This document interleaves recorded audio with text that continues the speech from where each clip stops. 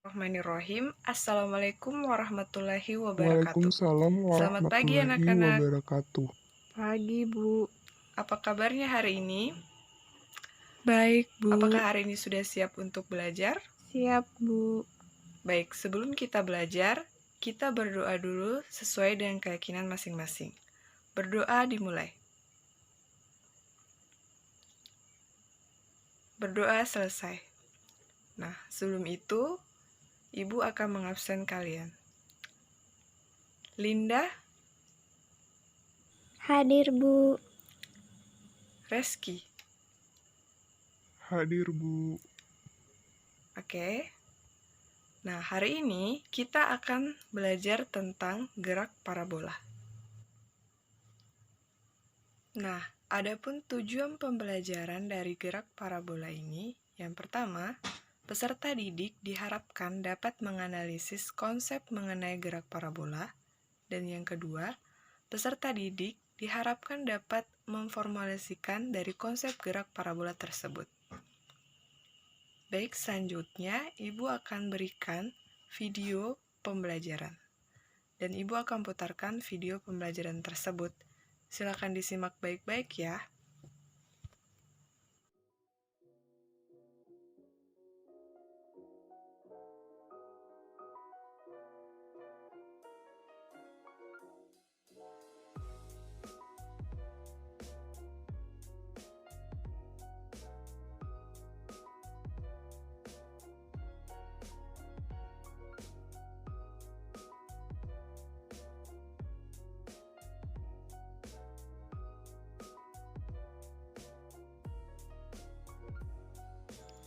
Nah, video yang baru saja kalian lihat itu merupakan salah satu contoh gerak parabola. Setelah melihat video itu, apa yang bisa Anda simpulkan tentang gerak parabola? Iya, benar. Jadi, gerak parabola ini merupakan gerak yang lintasannya berbentuk parabola. Gerak parabola merupakan perpaduan dua gerak, yaitu GLB pada sumbu X dan GLBB pada sumbu Y. Jadi nanti kita membahas tentang jarak, maka rumus yang digunakan ialah GLB. Dan kalau masalah ketinggian, rumus yang kita bahas adalah GLBB. Walaupun gerak parabola ini merupakan perpaduan dua gerak, tapi kedua gerak ini tidak saling mempengaruhi ya, hanya membentuk suatu gerak parabola saja. Apa yang dapat kita jumpai contoh gerak parabola dalam kehidupan sehari-hari? Ya, seperti yang terlihat pada gambar ya, kita akan jumpai gerak parabola pada permainan bola basket dan pada bom yang ditembakkan oleh Meriam. Untuk memperjelas lintasan gerak parabola, mari kita perhatikan gambar grafik lintasan gerak parabola berikut ini. Kalau kita perhatikan gambar ini, bisa kita simpulkan bahwa gerak parabola itu memiliki 3 titik kondisi. Titik A, titik B, dan titik C. Pada titik A, ini merupakan titik awal gerak parabola dengan kecepatan awal V0. Pada titik B, ini merupakan titik benda saat waktu tertentu. Sedangkan pada titik C, ini merupakan titik tertinggi benda. Jadi, benda berada pada tinggi maksimal pada ketinggian maksimal, dan pada titik ini, kecepatan benda pada sumbu Y sama dengan 0. Selanjutnya kita analisis kondisi V0 pada titik A. Nah, V0 yang berada pada titik A ini, apakah dia berada pada sumbu Y atau berada pada sumbu X? Nah, jika kita lihat, V0 ini dia tidak berimpit pada sumbu X, maka dia tidak berada pada sumbu X, dan begitupun dia juga tidak berimpit pada sumbu Y. Nah, berarti dia juga tidak berada pada sumbu Y. Berarti V0 ini berada di antara sumbu X dan sumbu Y. Maka untuk menentukan kecepatannya, maka kita harus proyeksikan V0 terhadap sumbu X dan sumbu Y. Nah, dapat kita perhatikan pada segitiga di samping yang memiliki sudut alfa dan memiliki sisi depan, samping, dan miring. Nah, untuk mencari sin alfa, maka digunakan rumus D mi, depan per miring. Untuk mencari cos alfa, kita gunakan rumus SAMI, samping per miring. Maka untuk mencari nilai V0 sama dengan sin alfa sama dengan D. Depannya jadi V0Y dan miringnya V0. Jadi nanti bisa kita tulis V0Y sama dengan V0 dikali sin alfa. Begitupun dengan V0X. Maka untuk menentukan besar komponen kecepatan awal, kita gabungkan, maka kita peroleh besar kecepatan V0 sama dengan akar V0x kuadrat ditambah V0y kuadrat. Oke, selanjutnya kita membahas kecepatan benda setiap saat dan posisi benda setiap saat. Nah, ingat ya, gerak parabola merupakan perpaduan antara gerak lurus beraturan dan gerak lurus berubah beraturan. GLB berlaku pada sumbu X dan GLBB berlaku pada sumbu Y. Nah, sekarang kita akan menghitung kecepatan berdasarkan sumbu X. Nah, dapat kita tulis Vx berarti V0 yang berada pada sumbu X, berarti V0 dikali X. Nah, V0-nya tadi berapa? Ya, V0-nya dapat kita tulis V0 dikali cos alfa setelah kita proyeksikan tadi ya. Nah, selanjutnya pada sumbu Y, kita tulis juga VY, berarti V0Y dikurang GT. Ini merupakan rumus GLBB. Nah, sehingga dapat kita tuliskan berarti V0 dikali sin alfa dikurang G dikali T. Nah, selanjutnya, maka untuk menentukan besar kecepatan, dapat kita tuliskan dengan rumus akar Vx kuadrat ditambah Vy kuadrat. Oke, selanjutnya posisi benda setiap saat. Nah, posisi untuk pada sumbu X dapat kita tulis berarti X sama dengan V dikali X dikali T. Sama dengan V0X dikali T. Nah, pada sumbu Y, kita menggunakan rumus V0Y dikali T dikurang 1/2 GT kuadrat. Nah, ya, dapat kita ganti Y-nya sama dengan V0 dikali sin alfa dikali T dikurang 1/2 GT kuadrat. Nah, selanjutnya untuk menentukan besar jaraknya, maka dapat kita gunakan rumus akar sama dengan X kuadrat ditambah Y kuadrat. Oke, sampai sini paham? Oke, selanjutnya ketinggian maksimum. Nah, kalau ketinggian biasa yang kita cari, kita gunakan rumus yang tadi, yaitu posisi benda setiap saat. Tapi kalau kita mencari ketinggian maksimum, kita gunakan persamaan berikut. Nah, yang mana sih itu ketinggian maksimum? Ingat ya, ketinggian maksimum itu merupakan kecepatan yang akhirnya sama dengan 0. Jadi benda itu berhenti dulu sesaat, baru kita bisa ukur berapa tinggi maksimalnya.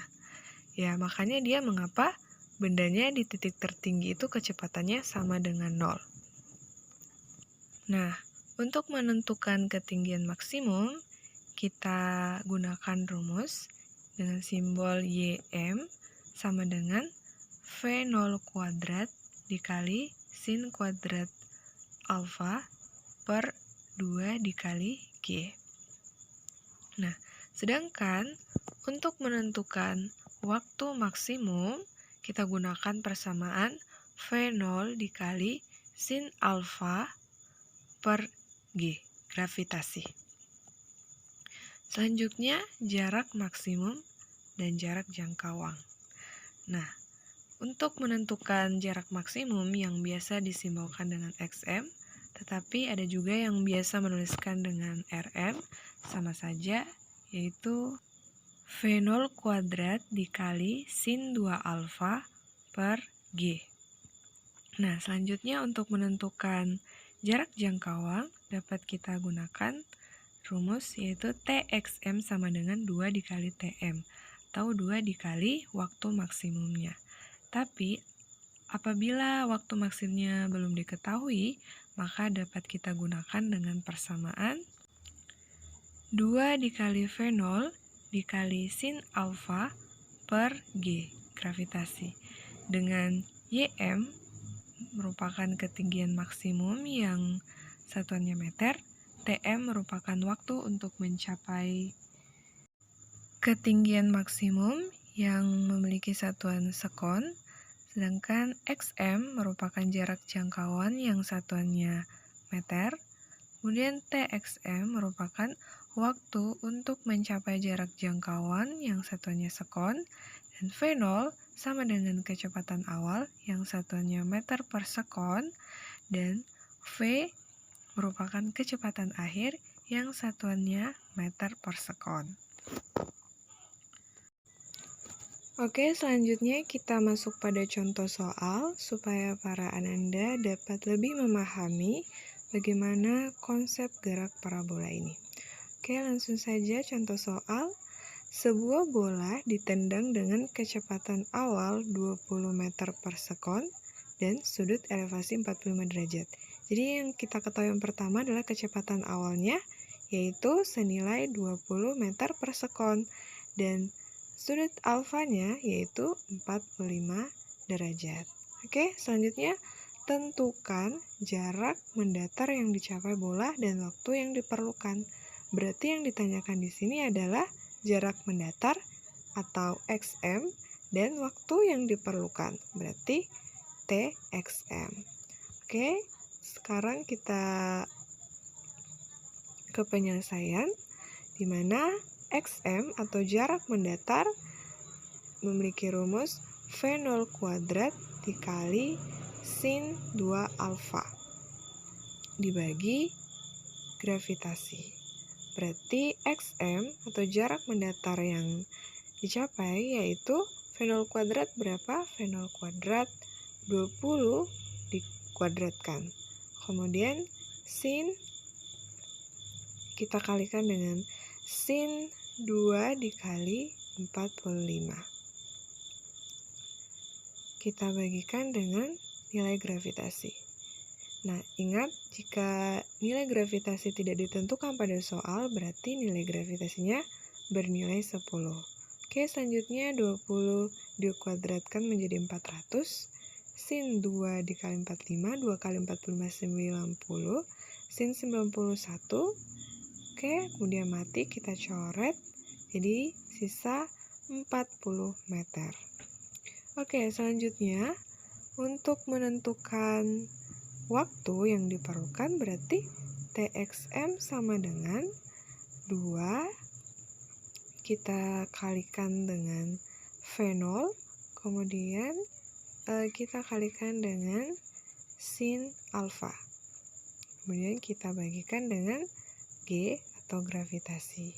Oke, selanjutnya, nah 2 kita kalikan V0-nya berapa? Ya 20. Kemudian kita kali sin alfa, berarti sin 45 itu senilai dengan 1/2 akar 2. Oke, kita bagikan dengan 10. Oke, kita tinggal coret. Kita coret. Nah, senilai tinggal tersisa 2 akar 2 sekon. Oke, demikianlah materi hari ini. Selanjutnya, Ananda dapat mengerjakan soal-soal yang terdapat pada buku pegangan masing-masing agar dapat lebih memahami materi tentang gerak parabola. Ibu akhiri, wassalamualaikum warahmatullahi wabarakatuh.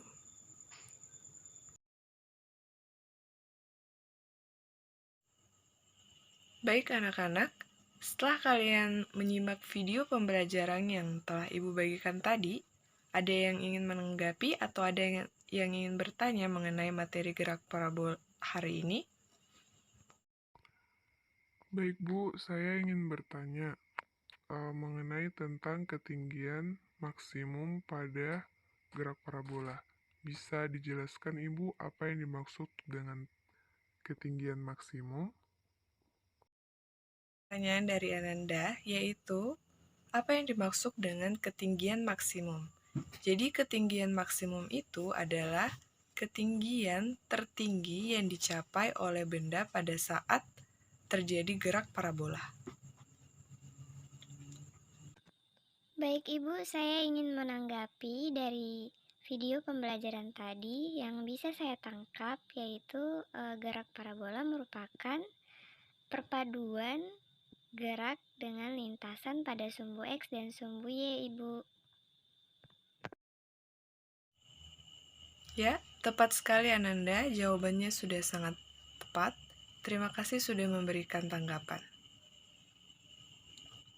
Selanjutnya, Ibu akan memberikan kalian tugas. Bisa dilihat tugas pada layar.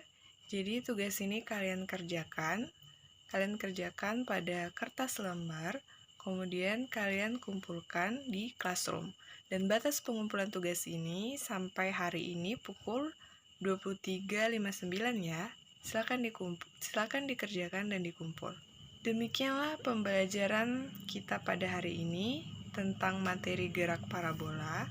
Adapun kesimpulan yang dapat kita pelajari setelah mempelajari gerak parabola adalah di mana gerak parabola ini adalah gerak yang mengikuti lintasan berbentuk parabola. Gerak parabola ini juga merupakan perpaduan antara gerak arah horizontal sumbu X dan gerak arah vertikal sumbu Y. Saat gerak parabola terjadi, diasumsikan tidak ada hambatan dari udara, sehingga semua benda jatuh dengan percepatan yang sama. Oke, demikianlah pembelajaran kita hari ini. Semoga apa yang kita pelajari hari ini dapat bermanfaat untuk kita semua. Sampai jumpa di pertemuan selanjutnya dengan materi yang akan kita pelajari. Assalamualaikum warahmatullahi wabarakatuh.